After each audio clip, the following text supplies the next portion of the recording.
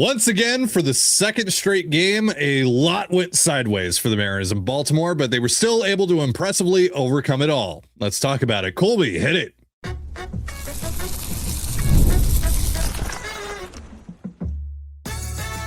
You are Locked On Mariners, your daily Seattle Mariners podcast, part of the Locked On Podcast Network, your team every day. Ahoy, sailors. It is Wednesday, June 10th, 2026. My name is Titan Gonzalez, and I'm joined as always by my co-host Colby Patnode. On today's show, we have a leftover mailbag question from someone in our Discord that we want to get to about who we value more, Dominic Canzone or Luke Raley. We'll also talk about Logan Gilbert's start last night and how he might tie into future piggyback plans after this road trip is over. But let's start with everything else that happened in last night's 6-5 extra innings win over the Orioles, because just like on yesterday's episode, there's a lot to get to here. A lot went sideways for this Mariners ball club. This felt like a game that they were destined to lose towards the end there, really. So let's try and go over all of it and try to recap everything from specifically the last couple of innings here. And just to peel back the curtain a little bit, this is my third time attempting to do this because StreamYard sucks. Anyway, so the Mariners have a 4-2 lead, right? In the ninth inning. Jose Ferrer comes into this game. He's been amazing this year. Unfortunately, things finally caught up to him. He gives up a home run to Colby. Then the Orioles get a weekend field single. That gets followed up by a ground rule double from Tyler O'Neill. Then Samuel Basallo hits an infield grounder, and Ferrer picks it up and chooses not to take the out and tries to go home with it. And they don't get an out there. Then he walks Taylor Ward, and the Orioles now have the bases loaded with the winning run on third and only one out. But then the Mariners get the force out at home against Gunnar Henderson. So that now makes two outs. However, Pete Alonso's now stepping into the batter's box. And that's the last guy that you want to see in that situation. And that at bat goes to a full count. So now Ferrer is only one ball away from losing this game. But he induces a grounder to Ryan Bliss, and Bliss barely beats Gunnar Henderson to the bag. I mean, barely for the third out and to force extras. So not only were the Mariners one ball away from losing this game, they were maybe like half a step from losing this game as well. And then in the top of the 10th, Randy Arozarena hits a pitch that, what did you say, Colby? It was 1.5 feet off of the center of the plate. Center of the plate, yeah. So what is that, like 6 inches off of the plate in general? Oh, yeah. He somehow hits that pitch out of the ballpark for a 2-run home run. But even then, even with the 2-run lead, the Mariners are far from out of the woods because, they don't have Andres Munoz. They don't have Matt Brash. They don't have Eduardo Bizardo. So who does that leave? Nick Davila, who had just been called up maybe an hour before first pitch with Cooper Criswell going on the IL. Yeah, so Davila is now on the mound trying to get his first career save. And he immediately finds himself in trouble. Immediately hits Blaze Alexander. And then a run scores eventually, and the Orioles now have first and third with no one out, and the Mariners are only up by 1. And it just kind of seems like the writing is on the wall here, right? But then there's an awkward pop-up. Josh Naylor doesn't have a good read on it. But Ryan Bliss, who isn't even supposed to be in the lineup, right? He's only in the lineup because Colt Emerson is dealing with a back thing. And he was only recently added to the roster just a couple of days ago because JP Crawford's on the IL with his hand contusion. He makes an incredible diving grab for the first out. Patrick Wisdom then barely cuts down Blaze Alexander at home for the second out. And then Davila strikes out Tyler O'Neill to secure the save. And the Mariners, I really don't know how they did it, even though I just listed how they did it. I still can't believe what I actually saw last night over those final 2 innings. But the Mariners somehow, some way, win that game. Crazy. It was indeed. Defense stop it. Am I right, Perry Hill? Because for the first time, maybe the only time all year, the Mariners won this game because of their defense. And that's not to say it was perfect, because it was certainly not. Cole Young had an error in this game. Alex Hoppe made a mental mistake of not letting the ball roll foul or even attempt to roll foul. Ferrer almost threw the game away when he should have just taken an out and settled for a tie and all that. And when that happened, I thought it was over. Yeah. Oh, yeah. So, I mean, yeah, it really was. Again, not a perfect defensive game, but they made enough plays, and they made non-routine plays. And they did make routine plays as well, but they made some non-routine plays. It kind of gets lost in all of this, but Julio had an exceptional game defensively, made a couple of really good catches, including a big one with the bases loaded in the first to limit the damage to just one run. That seems like someone heard that Aaron Judge was going to miss some time and that AL MVP might be up for grabs. He dug himself a pretty big hole war-wise. He made 3 really good catches, and obviously had the big throw last night. And we've talked about Julio looking a little better out there. Well, there you go. Not quite as graceful as we remember, but getting to the balls and catching them, and that's the important thing. Cole Young had a diving play to record an out earlier in the game. Mitch Garver, a couple of really good tags, which is not something the Mariners catchers are traditionally good at, tagging guys out, and he had to be really good with it. And so, the Mariners just made plays, and again, they made mistakes. We just kind of have to accept that that's who they are. They can clean some of the stuff up, sure, but this is not a crisp baseball team, right? This isn't a team that's just going to typically give you 27 outs, and they're only going to give you 27, and then they're going to be so pristine. They're going to make you earn all 27 of your outs. No, they're probably going to hand you 1 or 2 a game, which is going to be annoying and could ultimately be the thing that stops them from winning the World Series. These little things we talk about all the time, nickels and dimes. But last night they stepped up when they absolutely had to. They made the plays they needed to make. It's a big part of the reason why they've won these 2 games, but especially last night, they've, as odd as it is to say, they've just played a little bit cleaner baseball than the Orioles over the last 2 games, despite everything we just talked about. And that's why they've won the first 2 games and have a good chance to win a 4-game set on the road, which is obviously really hard to do. And Baltimore, they're not a great team, but they can really swing it, and they're a dangerous team. And the fact that you've been able to win these 2 games without, the best version of your starting pitchers, starting these 2 games, without your bullpen firing in all cylinders, is really impressive. I mean, 3 of your 4 highest leverage arms have really struggled in this series. And you still found a way to win the games by making a few plays that Baltimore didn't make, and by taking advantage of 1 or 2 mental mistakes that Baltimore made, you were able to win both of these games. So last night, defense stepped up huge. It was really nice to see the defense and the offense pick up, a guy in Ferrer who's been so good this year and just honestly all-star caliber all year. And then he just had a hiccup last night, and you could the guy's got to be running on fumes right now. We talked about how the Mariners have used and abused and overused him so far this year. Like, that dude has earned the rest of this series off. It didn't go well for him last night, but I still have all the confidence in the world that he'll be back at it. And then, huge ups to Nick Davila for stepping up and not letting the moment get too big for him after it kind of seemed like the moment got too big for him after he flunked Blaze Alexander on the first pitch. But I don't know. There's kind of a weird thing happening in Baltimore, where the Mariners seem to have a tough time gripping the baseball, like the pitchers. A lot of bad misses from just about everybody. Like Ferrer couldn't find the changeup at all. Gilbert couldn't find the splitter at all. Brash couldn't really find the fastball really at all. Like it just kind of a weird. I don't know if it's humidity. I don't know if it's just fatigue, but the Mariners pitching hasn't had their pinpoint command and control, but they've kind of grinded through, they've gritted through, and the offense has done enough the last 2 nights. The defense has done enough the last 2 nights, and ultimately the pitching has done enough the last 2 nights to secure at least a series split against a powerful hitting Baltimore team. And you have the pitching advantage at least tonight, and then obviously see what happens against Bradish on Thursday. But at the very least, you've secured a split, and you can go into this weekend, and if you take 2 of 3 from Washington, not an easy thing to do.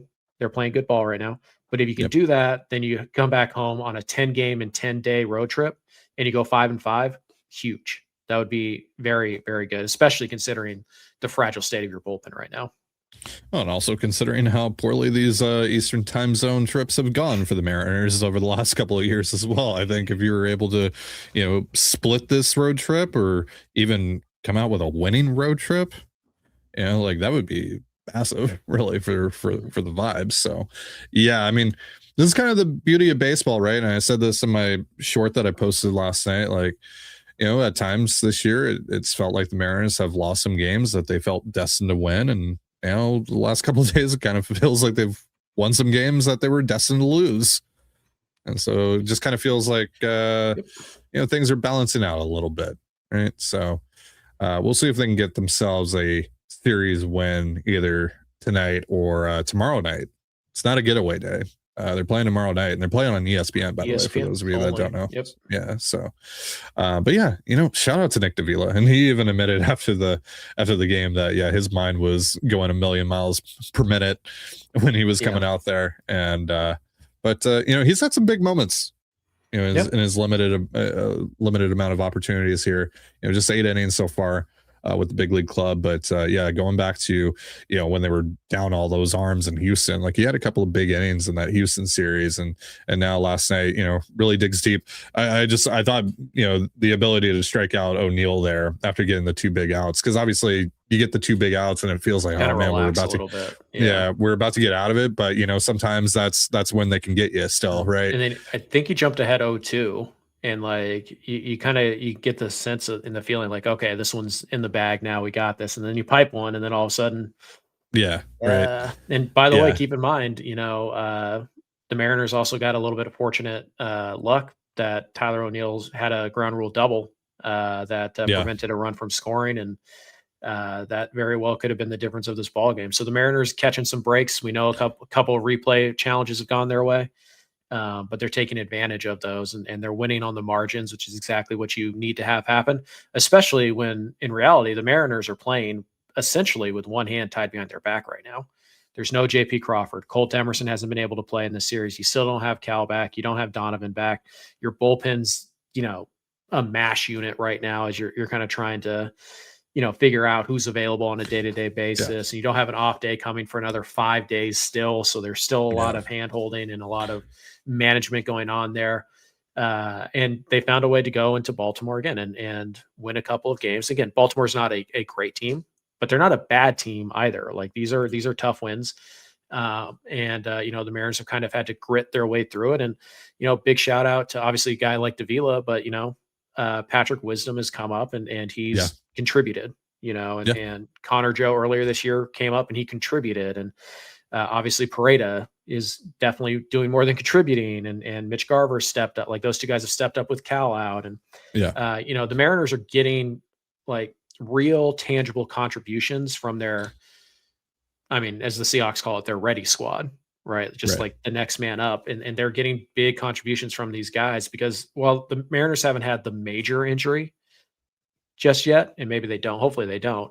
They have missed quite a few games from, some of their best players, and Donovan and JP and Cal and Spire and Brash. Like these guys have all been on the IL, and the Mariners have found a way to kind of keep their head above water, thanks in large part to the depth of the AAA farm and those guys just finding a way to contribute. It's not overwhelming contributions, except for maybe Pareda, but just finding a way to chip in on the score sheet every single night. That's what good teams do. It was a big part of the story last year for this club as well, with guys like Leo Rivas and Rowdy Tellez early on in the season, and even when they got that June from Donovan Solano, where you started to kind of turn things around there for a couple of weeks.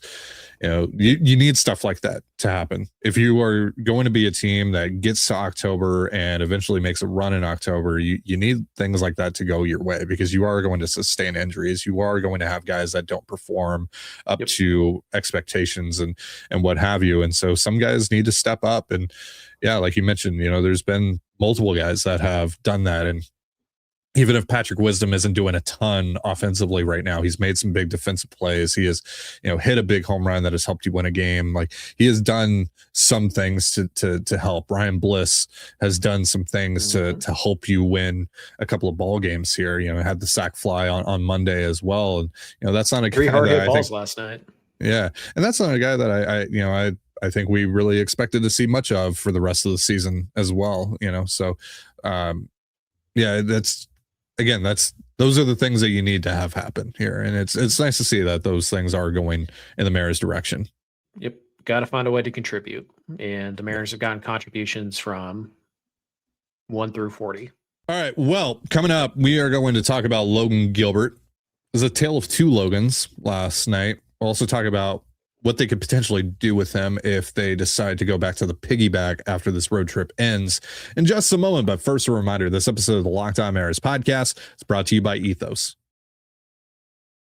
This is Jeff Carr from Locked On Reds, and I've reached the point in my life where my wife and I are looking toward the future. We've got the house, we've got the career, we even have an awesome dog, but now we need to secure that future.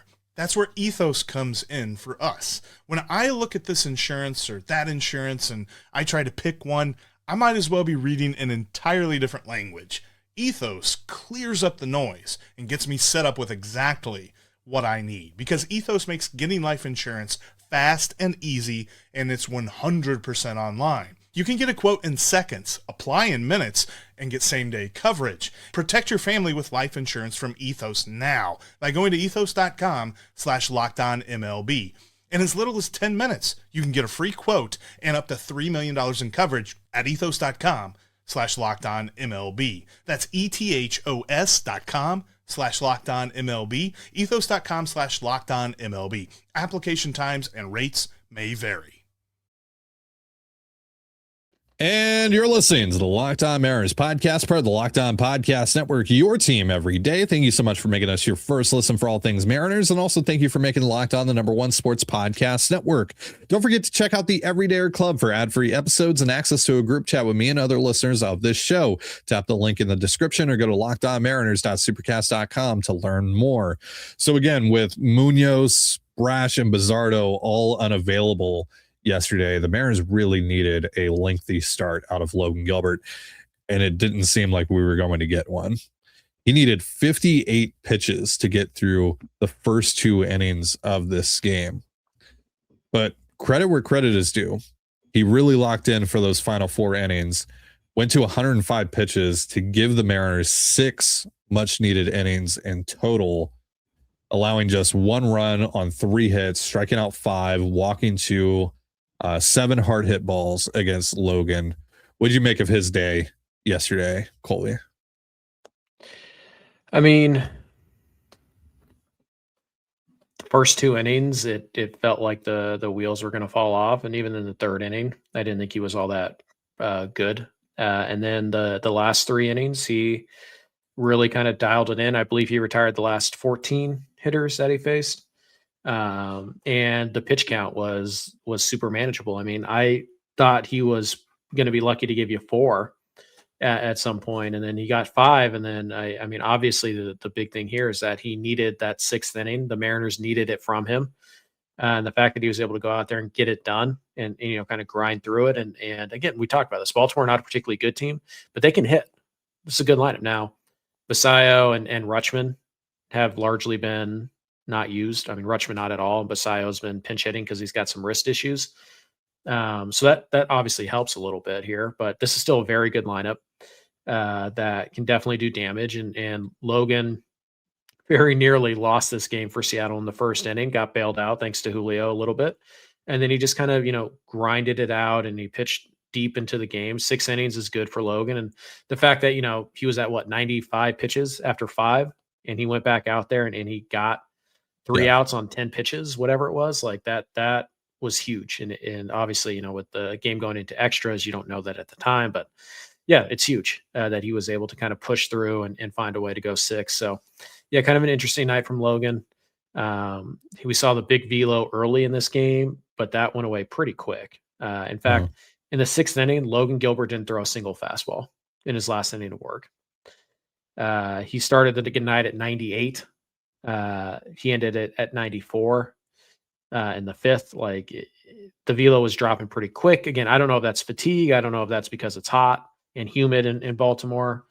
He had obviously the first 2 innings were all high stress pitches. So like, yeah, I'm not overly concerned. He did look uncomfortable on the mound a few times, but to be fair, Logan's resting facial expression is just kind of mild discomfort. So it's hard to tell sometimes, but yeah, no, I thought Logan looked pretty good. Very slider heavy from him. Slider four seamer. Really didn't throw the split all that much. He didn't seem to have a good grip on it last night. So he just went to the slider and the split. He had a 50% whiff rate on the slider last night. Only a 19% whiff rate on the fastball. The fastball is going to be the key for Logan. We could talk about him adding this pitch or that pitch or refining this or that, but Logan needs more fastball value. And right now he's trying to find it with velo. I don't know if that's going to work or not. Didn't really work last night.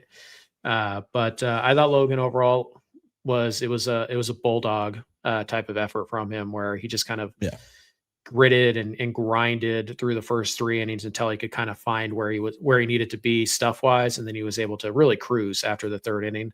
And it's exactly what the Mariners needed. So hat tip to Logan, give him a stick tap for that effort, but still a lot of work to be done there. And he needs to find a way to be more efficient early in games. But again, heck of an effort to grind it out, give the Mariners 6 and give them, I mean, he pitched well enough to win that game. That's why pitcher wins are stupid, because you know who won that game, Ty? Jose Ferrer won that game. So yeah, it's stop telling me what a pitcher's record is. Most people don't do that, which is nice. But I thought Logan I think we've gotten away from that. For the most part. For the most part. There's 1 or 2 standouts, or it's just like, come on, dude. But anyways, Logan, I thought really, was what he needed to be in many ways. And that's kind of a leader of this pitching staff and kind of a guy who, when things get tough, that's the guy you want to lean on. And last night, Logan was that guy for at least 3 innings. Yeah. So again, major props for what Logan was able to do, especially from the 3rd or 4th inning onward. That said, that doesn't erase, suddenly erase, everything that we've seen over the last 40 plus starts from Logan. And so that brings us to a bigger conversation that I want to have about Logan. So we don't know exactly what the Mariners plan is going to be with rotation once this road trip ends. We know that they're employing the 6-man rotation for the duration of this road trip. After that, are they going to send someone to the bullpen? Likely Luis Castillo in that scenario, or are they going to go back to a piggyback situation, or are they just going to stick with the 6-man rotation? We really don't know. But if they do go back to the piggyback, I think they need to heavily consider making Logan Gilbert part of it because of the issues that we've seen again over the last 40 or so starts for him being able to get deep into games. I think if anyone is a prime candidate for a piggyback role, if they have to do it, right? Not necessarily advocating for the piggyback here, but if they have to do it, if they feel the need to do it, I think Gilbert is the perfect guy to serve as one half of it. Yeah, we know he struggles to go 5, get through 5 usually takes him 90 pitches, give or take. And we also know that the numbers are what they are. And after a pitch 75, 80, Logan's quality of a pitch drops off. So it does seem like the prime candidate. There is a little bit of a scheduling issue in that, like if you wanted to piggyback Logan on next Tuesday, I think would be his next start. You couldn't really do it because I think Castillo pitches Saturday. And so there's not really enough rest. So they're just not lined up properly. So it'd be a little tricky to do it. You'd have to push Luis and then you probably have to go one more turn through, and then Luis, you'd have to find somebody else to piggyback with him. There's some complicated lining up, some alignment that needs to happen. Right. So I have a different idea. Okay. So Emerson Hancock, who's been great this year, and I don't necessarily think needs to be involved in a piggyback, but his career high in innings between the majors and AAA is 155 back in 2024. Last year, he only threw 134 and 2/3. between the majors and AAA. And, you know, of course, some of that was because he was pitching out of the bullpen a little bit there towards the end of the season and all that. This year he's at what, 80? He's now at 75 2/3. Okay. At a certain point, I'm not sure if this will become a part of the conversation, but there is the possibility that this does become part of the conversation around Hancock as managing his innings. Mm-hmm. And to some degree. And so Hancock right now, Hancock and Gilbert right now are lined up back to back. So you could, in theory, piggyback those guys for at least a little while in order to kind of not necessarily reset Hancock's innings, but normalize them a little bit to where the Mariners are more comfortable. Yeah, I mean, I think both of our preferences would be that they just put somebody in the bullpen, and as well as he's pitched recently, it still unfortunately makes the most sense for that to be Castillo. Yeah, but it does also seem to me that the Mariners just aren't interested in doing that, and it seems to me that they're just not that interested in doing a 6-man rotation long term. So I think the piggyback is going to come back around, assuming there are no injuries over the next few days, of course. And at that point, though, is it time to move Castillo off of piggybacking from Miller? Like, I know that's worked really well, but Bryce, at the very least, you had the whole thing of like, well, he needs to still build up his workload and all that. Well, he's done it. We know it works. So yeah, at some point, do you just change the opener essentially to somebody else? And again, if it is about trying to keep guys as fresh as possible for September and October, then yeah, moving the piggyback partner around to different guys does make sense on paper. Again, it's just about aligning it right on the schedule and making sure that, you know, both pitchers are well rested on the same day and not taking them out of their routine in additional time to try, you know, force this together. So yeah, I do think that it's a conversation that needs to be had. And I wouldn't be too terribly shocked if, you know, the Mariners piggyback every pitcher in the rotation at least once or twice for the rest of this year. But just based on like who are the candidates, who's the prime candidate to do it with, it's Logan Gilbert and then it's Emerson Hancock. Brian Wu, you could also make the argument though too, because he's never finished a season healthy. Sure. So you could do it with Wu a couple times too. But yeah, I you know, just one of those things where it's like, you know, I know this is going to make, or do we want to make another person unhappy with the piggyback? But at the same time, like communication. Right. Hopefully they learned their lesson from the last time. My hunch is that they'll just ride with Bryce and Luis still doing it. But I do think that if they're going to continue to do the piggyback, they should utilize it by giving multiple different pitchers like half days off and at least a couple turns through the rotation. So I would move the target here from Bryce to Logan for a couple times through, and then maybe you move it from Logan to Emerson for a couple times through. And I mean, we'll see what happens by then. By the time you move it, like Kirby could be on the IL for 6 weeks, you know, and then problem solved, new problem, but problem solved, you know? So right. Yeah, it is kind of a tricky situation, but I do think that, yeah, they need to be open to having that conversation. If, you know, if the piggyback, if that's what we're committed to, it shouldn't always be Bryce who has to carry the piggyback on his shoulder. So we'll see how it goes. But yeah, I think Logan is a pretty obvious candidate for it. All right, coming up, who do we value more right now? Dominic Canzone or Luke Raley? We'll answer that in just a moment. But first, a reminder, this episode of the Locked On Mariners podcast is brought to you by Gametime and 5 Hour Energy. There's nothing like watching a Mariners game. Even better when you get to watch it live. The excitement, the fans. The only problem? Getting tickets can feel like a grind. I'm talking long queues, surprise fees, and of course, prices jumping at checkout. That's where there's Gametime. The Gametime app gives fans the advantage with constant innovation. It's how you unlock amazing tickets and experiences in just a few taps. It's simple to use. The Gametime guarantee means you get 100% authentic tickets delivered on time at the best price. And here's the best part. Fees are included in the price you see. So what you see is what you pay, period.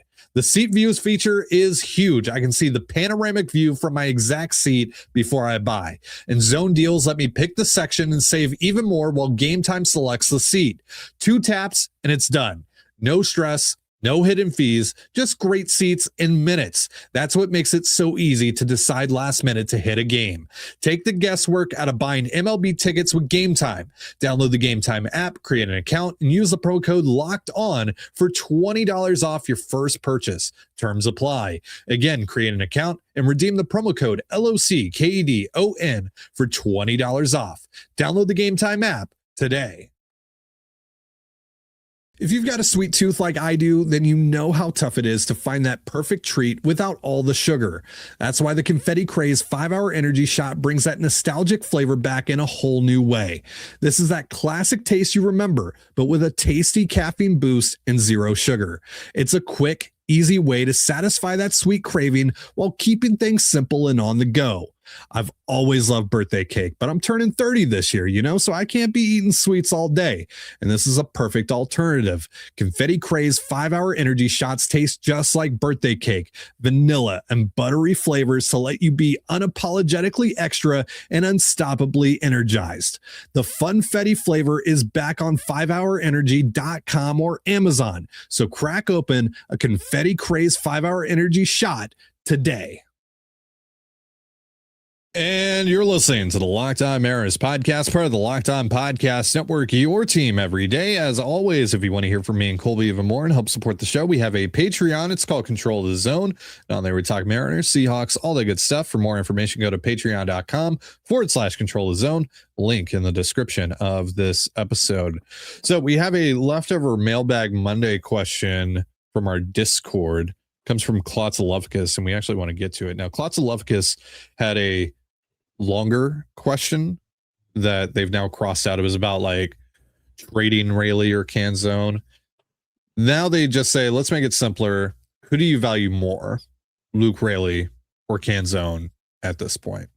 This is probably going to come up this summer because it's going to make sense for the Mariners to trade from their major league roster to some extent to reduce some redundancy. And Raley and Canzone, very similar players in terms of the value they bring. So yeah, we're probably going to have multiple conversations about this, and it might come down to who's hotter at the time. My answer might change. But I think right now, I have to pick one of these guys. If the value on the trade market is the same for both of them, we just make that the baseline here. I think I would prefer trading Raley. The conversation has been, we've had similar conversations in the past about this, but hey, Canzone's a little better against lefties, so that's a plus on his side, but Raley's a better defender. He's actually a solid outfielder. He's a better runner. He's, energy guy, so he's big in the clubhouse and all that. And that to me has kind of always kept Raley ahead of Canzone. But obviously now Canzone has more sample size that says what he did last year isn't a fluke. He has a little bit more club control than Raley. He does still have an option left, although I don't think the Mariners are going to use it, but he does still have that if you absolutely have to.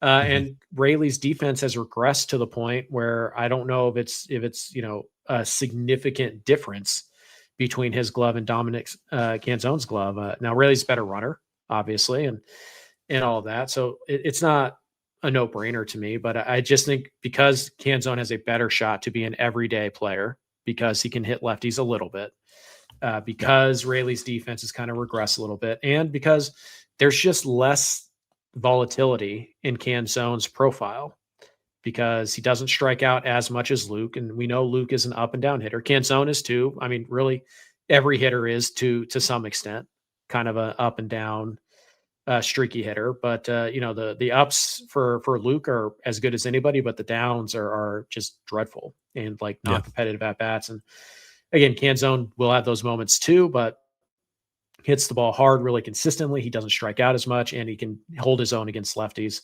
So I just think because the defense for Raley has regressed the way that it has so quickly, I just think that aspect of it has kind of waned enough that I'm willing to put Canzone ahead of Raley, probably for the first time, really, since obviously we've been having this conversation. But I would say Canzone is the guy I would rather keep. But I still would be, I don't want to say disappointed, but I'd be bummed if they traded Luke Raley. Now they traded Luke Raley as part of a package to acquire, whatever. fine. I'm not saying don't trade Luke Raley, but like No. I still would be bummed. I really like Luke Raley. Canzone just seems to me the more well-rounded hitter, and that's really what the Yeah. conversation now comes down to for all the reasons that you just said. It's just who's the better hitter, and Canzone is very clearly the more well-rounded hitter at this point. Now, it's only 430 plate appearances, but that's no longer a small sample size. It's about a full season for a strong side platoon bat. Yeah, so over those 430 plate appearances, he's slashing 292, 353, 499. That's a 143 WRC plus with a 21.6% strikeout rate and a 7.9% walk rate.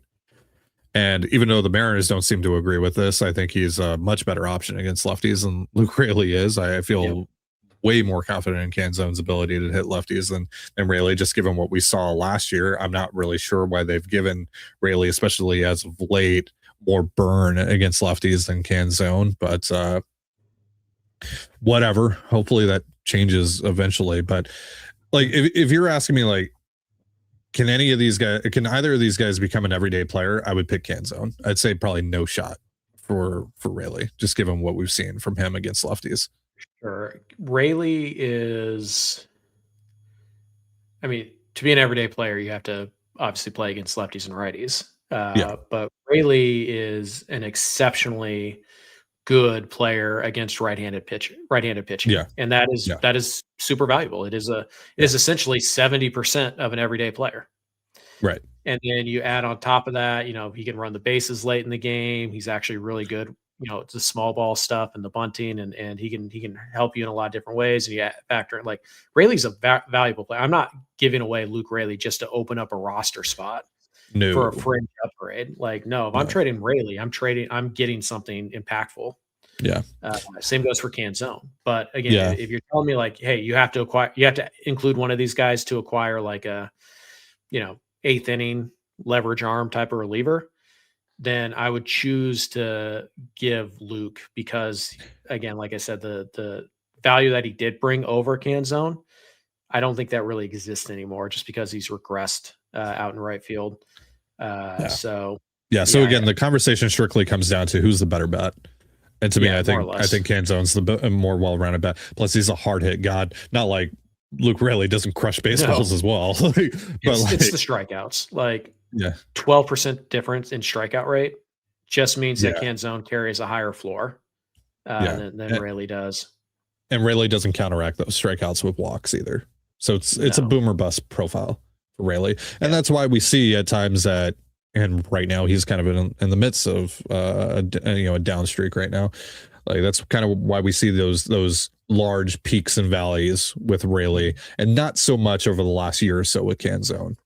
Raley is a phenomenal player to have on the bench, like in the playoffs, because he can run into one, and because opposing managers have to manage knowing that if they make this move, there's that guy on the bench with his 150 WRC plus against righties sitting there.